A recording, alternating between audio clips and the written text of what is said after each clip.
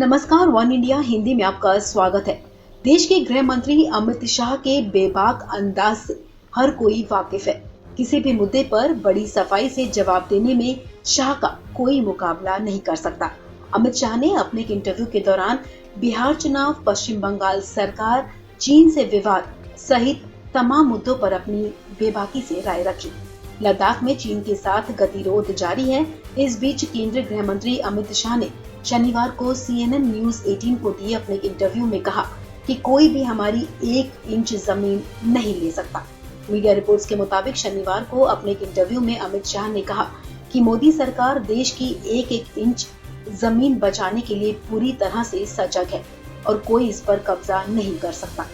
उन्होंने ये भी कहा कि सरकार चीन में लद्दाख के साथ गतिरोध को सुलझाने के लिए हर संभव सैन्य और कूटनीतिक कदम उठा रही है।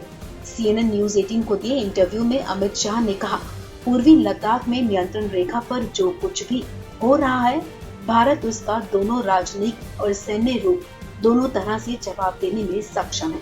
अमित शाह ने कहा कि सैन्य और राजनयिक स्तर की वार्ता जारी है। क्या चीनी सैनिकों ने भारतीय क्षेत्र में प्रवेश किया है? इस सवाल के जवाब में शाह ने कहा, हम अपने 1-1 इंच भूभाग को लेकर चौकन्ना है, कोई इस पर कब्जा नहीं कर सकता। उन्होंने कहा कि हमारे रक्षा बल और नेतृत्व देश की संप्रभुता और सीमा की रक्षा करने में सक्षम है। गृह मंत्री ने ये भी कहा कि सरकार देश की संप्रभुता और सुरक्षा के लिए प्रतिबद्ध है।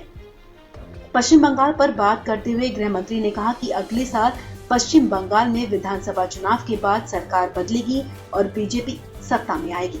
उन्होंने कहा कि हमें लगता है कि हम पश्चिम बंगाल में मजबूती से लड़ेंगे और सरकार बनाएंगे। शाह ने कहा कि पश्चिम बंगाल में कानून व्यवस्था की स्थिति कम और बीजेपी जैसे राजनीतिक दलों को वहां राष्ट्रपति शासन लगाने की मांग करने का अधिकार है।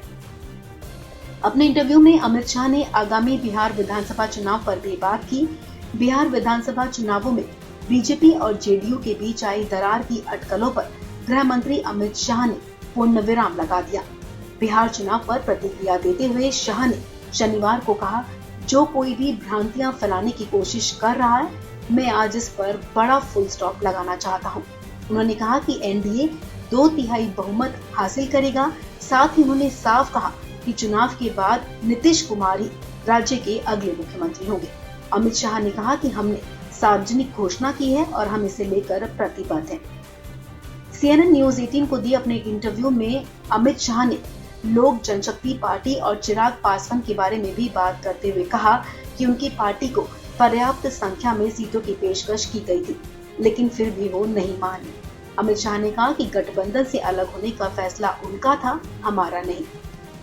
शाह ने केंद्र में नरेंद्र मोदी की सरकार बनने के बाद 6 साल के अंदर बिहार के हर घर में बिजली, शौचालय, गैस चूल्हा पहुंचाया गया है। ढेर सारी सुविधाएं बीजेपी की सरकार ने दी हैं। उन्होंने कहा कि 1.5 लाख करोड़ का पैकेज दिया था, हम इस पैकेज के पाई का हिसाब देने को तैयार हैं। इस खबर में फिलहाल इतना ही। तमाम अपडेट्स के लिए आप बने रहिए वन इंडिया हिंदी के साथ।